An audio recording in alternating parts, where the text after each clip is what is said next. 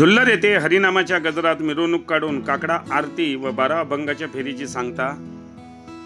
रायगाव तालुक्यातील झुल्लर येथे गेल्या महिन्याभरापासून सुरू असलेल्या काकडा आरती व 12 अभंगाच्या फेरीची सांगता गुरुवार दिनांक 6 नोव्हेंबर रोजी करण्यात आली।